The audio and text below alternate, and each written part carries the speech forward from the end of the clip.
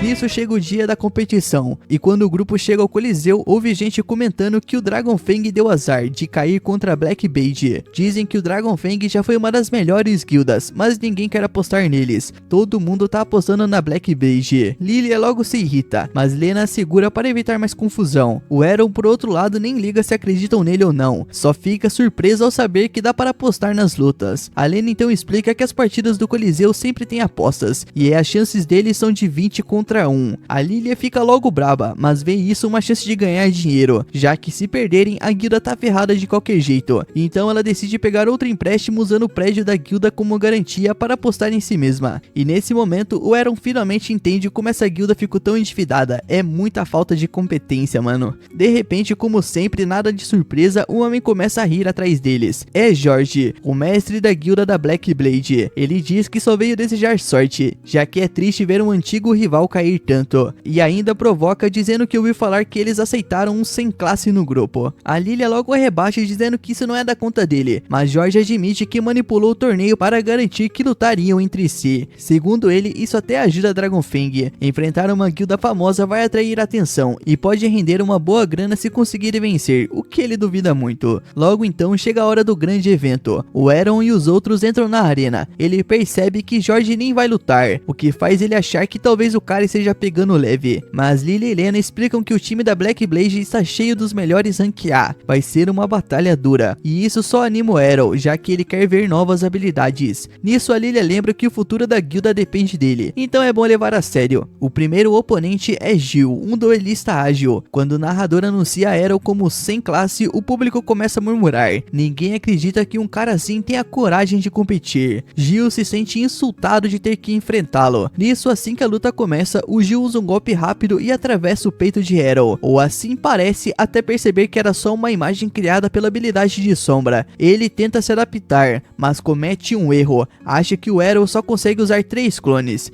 Depois de eliminar os 3, ele baixa a guarda e leva o golpe final. Gil cai desacordado e o público vai à loucura. Lilia e Lena sabiam que o nosso prota era forte, mas não esperavam que ele vencesse com tanta facilidade. O público logo fica chocado, e o Arrow só consegue pensar em como não conseguiu entender direito a técnica de estocada do Gil, algo para treinar depois. O segundo adversário é um espadachim de 2 lâminas, mas o nosso proto derrota com um golpe só. O terceiro é um bárbaro. Ele tenta surpreender o Aaron com um chute, mas o nosso prota desvia e o finaliza com um corte no pescoço. Lena mal acredita que ele derrotou 3 rank A seguidos, e a Lilia já sonha que ele vença todo sozinho. O quarto inimigo é um portador de escudo, com uma defesa absurda. Ele acusa o Arrow de mentir sobre ser um sem classe, mas o nosso prota responde que isso é tudo fruto do bom e velho muito esforço. O cara logo ri, dizendo que esforço nunca vence uma classe, até tomar um chute e perder o escudo. Surpreso, ele reconhece o golpe, e Arrow explica que copiou o bárbaro anterior, pega o escudo do chão e o nocauteia usando a própria técnica dele. Esse cara é brabo, mano, nosso prota é brabo, tá? A plateia então começa a desconfiar que o Arrow esteja fingindo ser um sem classe, e pedem a sua desclassificação. Os organizadores então pedem ao comitê de guildas o seu registro oficial, e a narradora confirma em voz alta: sim, mano, ele é realmente um sem classes. O público logo fica em choque. A Lilia, empolgada, diz que se soubesse disso teria apostado ainda mais, e a Lena começa a se preocupar com o vício da amiga. Chega então o último oponente, Masamune, claramente o mais perigoso. Ele tenta atrair o Arrow até a sua área de alcance e finalizar tudo com um golpe supremo, mas o nosso prota curioso resolve arriscar. Assim que Masamune ataca, ele some e reaparece atrás do inimigo, explicando que foi treinado por alguém ainda mais rápido. Então usa o furacão perfurante, uma técnica suprema que aprendeu com a mãe. Um único golpe e Masamune desaba. A vitória é do Dragon Fang. Lilia e Lena se olham sem acreditar que ganharam sem nem lutar. Lilia corre para abraçar o Arrow, mas ele desvia por reflexo. A irmã dele fazia isso direto. A Lena também abre os braços para abraçá-lo, mas logo percebe o que tá fazendo e se afasta, bem envergonhada. O Aaron diz que teria aceitado o abraço, treino, mas ele preferia que ela tivesse tirado a armadura antes para sentir o conforto macio.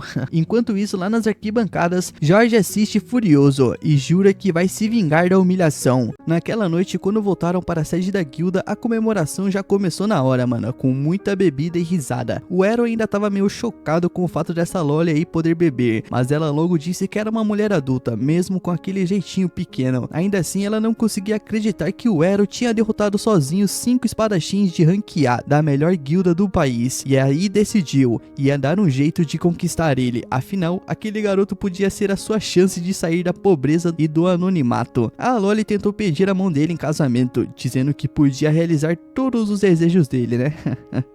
Mas o Ero, sendo um Sigma que é, recusou na hora, dizendo que preferia alguém como a Ray. Na mesma hora, a Ray ficou meio vermelha e se levantou irritada, dizendo pro Ero parar de falar essas coisas só para rejeitar a Loli. Para com essas brincadeirinhas gostosas, meu querido. Mas o Ero falava sério. Ele perguntou por que ela achava que ele estava zoando, e a Ray lembrou que quando eram mais novos, ele a chamou de homem durante um treino de espada. Mas o Ero olhou bem para ela e pensou ao contrário, afinal dava para ver os dois bons motivos para discordar.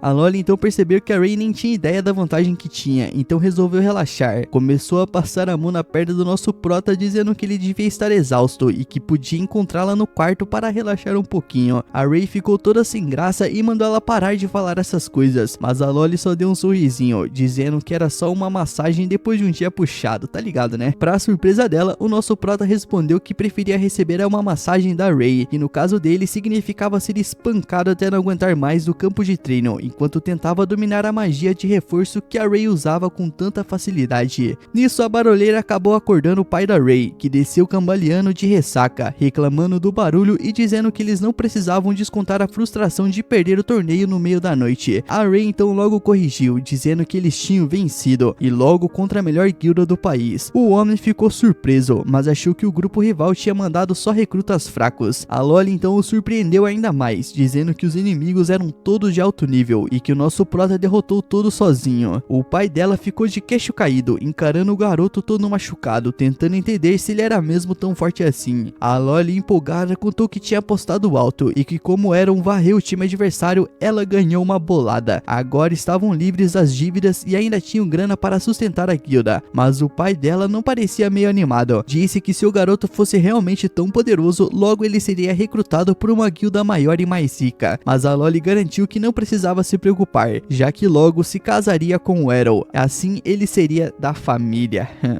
Ela quer dar o golpe do baú, mano. O Ero negou na hora e virou pra falar com o pai dela, dizendo que a Loli podia ser teimosa, mas pelo menos não era uma covarde que desistia de tudo. O comentário pegou na ferida do cara, mano. A carapuça serviu e o cara lançou um olhar mortal, mas o nosso prota continuou, dizendo que ele devia parar de se lamentar e voltar a agir como um homem, como um guerreiro, já que ainda tinha uma mão boa e podia empunhar uma espada. O homem perdeu a paciência e mandou ele calar a boca sobre assuntos que ele não entendia. Disse que um espadachim de 2 lâminas que não pode mais empunhar 2 espadas é só um peso morto. O Ero logo discordou, dizendo que mesmo sendo um espadachim sem classe, ainda estava lutando para subir na vida. O homem então o empurrou e voltou pro quarto. A Ray e a Loli logo correram para ver se o Ero estava bem, e a Loli aproveitou para se desculpar pelo comportamento do pai, agradecendo o que ele disse. Nisso, nosso prota respondeu que mesmo com um braço só e depois de tanto tempo parado, o pai dela ainda era incrivelmente forte. Um desperdício deixar tanto talento de lado. Pensando nisso, ele prometeu para si mesmo que faria o homem voltar a empunhar a espada. Ao ouvir isso, a Loli sugeriu que ele começasse treinando em algumas dungeons próximas da cidade. O Ero não fazia ideia do que eram essas dungeons, então a Ray explicou que eram cavernas subterrâneas cheias de monstros e armadilhas, perfeitas para ganhar experiência e aprender novas habilidades, algo essencial para o torneio do Deus da Espada. O Aaron, é claro, não sabia o que era esse torneio, então ela contou que era uma competição anual onde os melhores espadachins do país se enfrentavam para provar quem era o número 1. A Loli então logo tirou um formulário e mandou o Aaron preencher para participar, mas para o horror da Ray, ele rasgou o papel bem na frente delas. A Ray logo perguntou se ele não queria competir, mas o nosso prota respondeu que a Loli estava tentando enganá-lo. O papel era na verdade um contrato de casamento. A Loli deu risada, dizendo que era só uma brincadeira, mas o nosso prota já estava de saco cheio e aplicou um mata-leão nela para ver se ela aprendia uma lição.